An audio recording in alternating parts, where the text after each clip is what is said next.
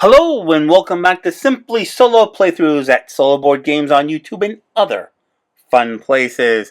We are here today with another exciting episode, and today we are going to dive into 5 brand new solo board games that are currently live on Kickstarter.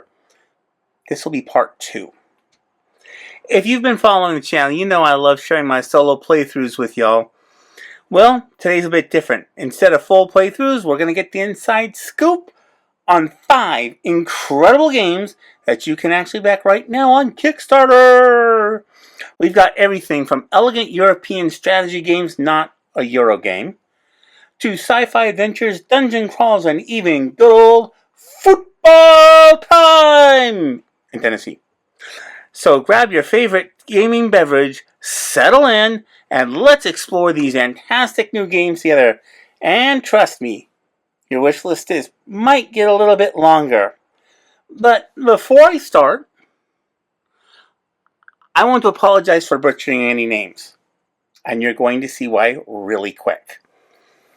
First up, Timeless Journeys, the Italian Grand Tour from Lyris Games.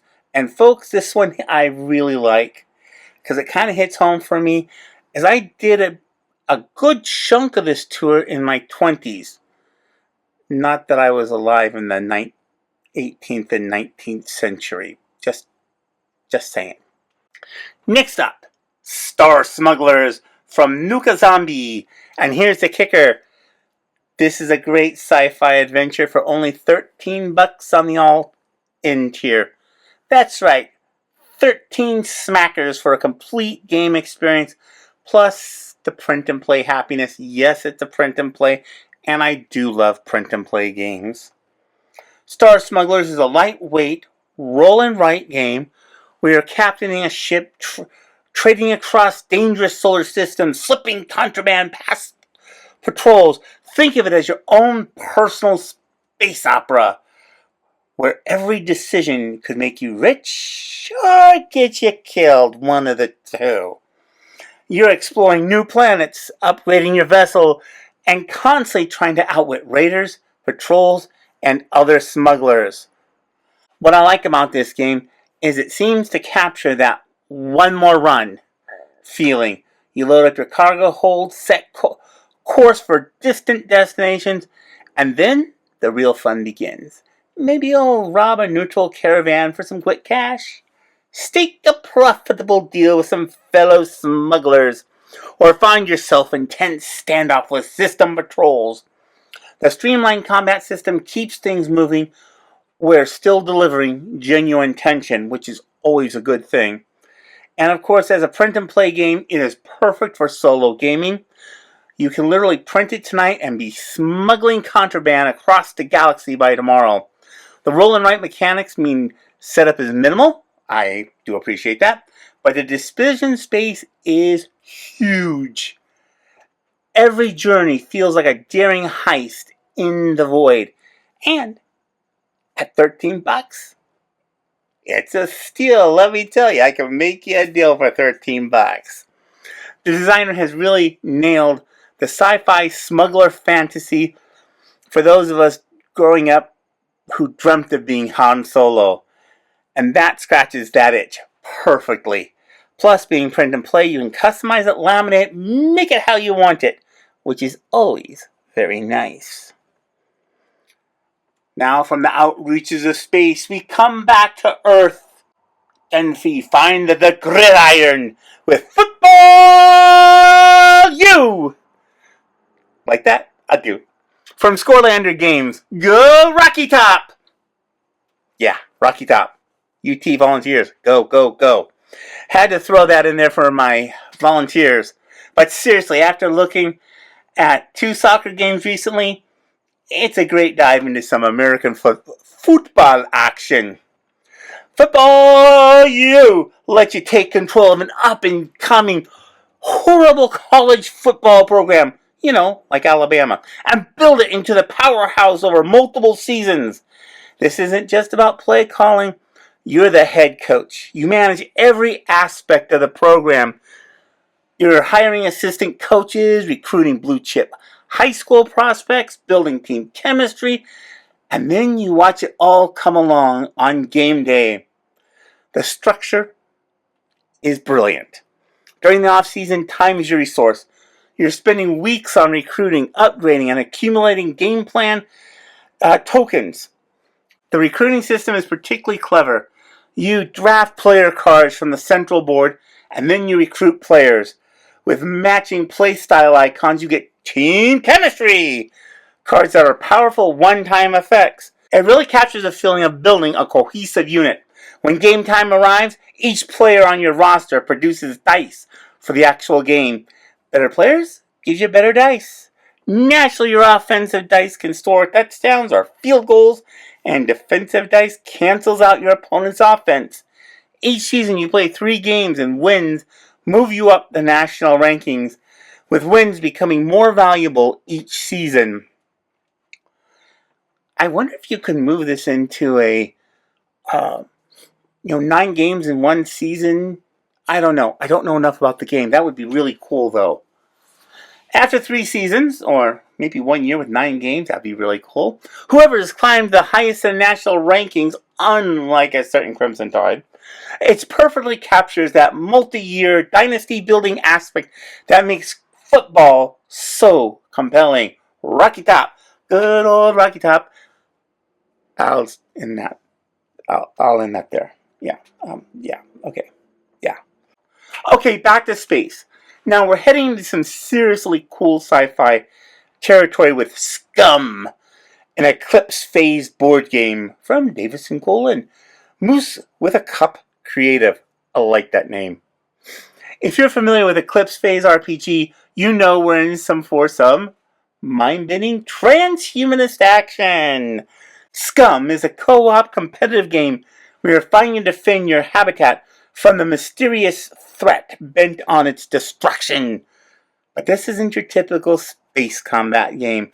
We're talking about swapping morphs, fabricating black market gear, running illicit software, managing your reputation within the SCUM swarm.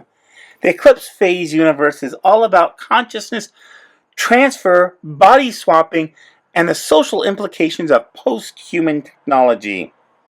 What makes this game fascinating is a core concept. You build up your player board with these volatile morphs, fabricated schematics, AI shenanigans, and then unleash it all in an explosive turn. You're manipulating your reputation, commanding your AI muse, and calling in favors from the citizens of the SCUM swarm. The threat cards alone sound incredible.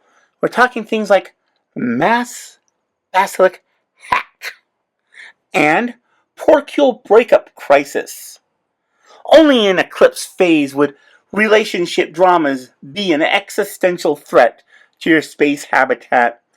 The action section mechanics have you walking razor-thin line between victory and defeat, while bundling this intricate web of resources and hand management. If you can reveal the mastermind through investigation and complete objectives on random plan cards and save the SCUM swarm, the player with the most renown wins. But honestly, in Eclipse Phase, just surviving with your consciousness intact, we usually call that a victory.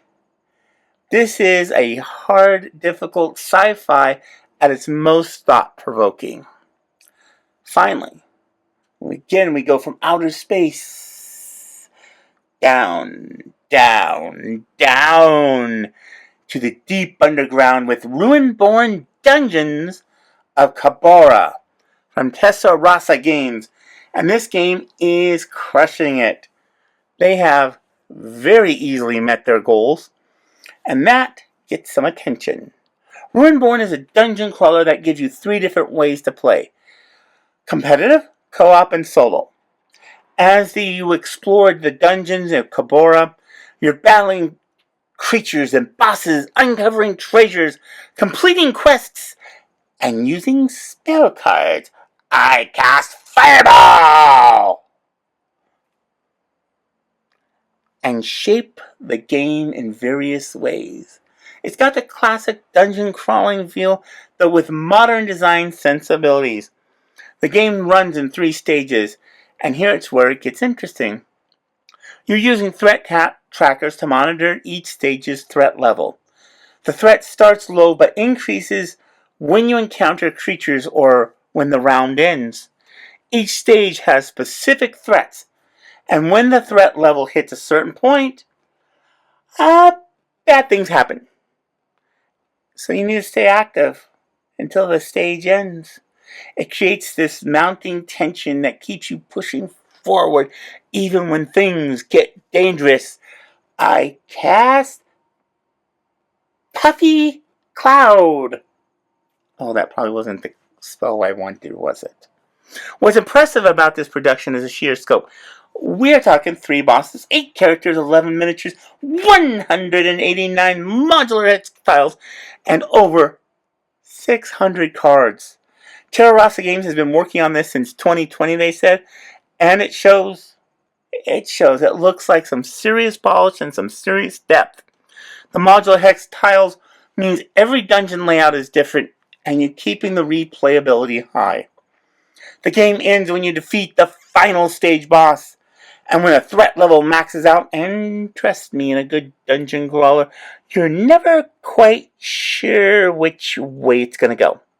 The player with the most souls wins. But really, everyone wins when you're having much fun exploring dangerous dungeons and fighting for treasure. So, there you have it. 5 incredible solo board games currently live on Kickstarter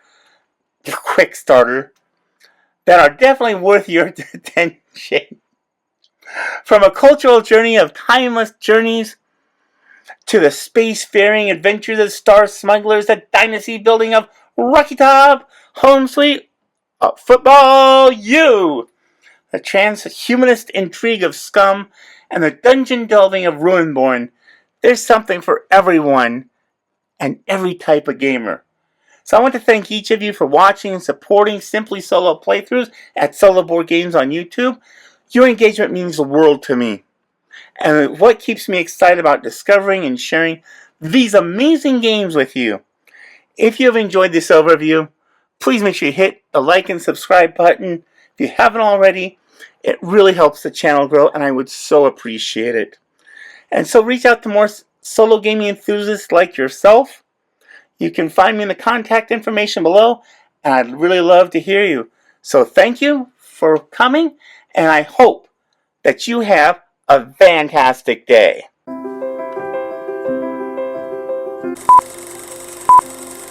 Where you're fighting to defend your habitat,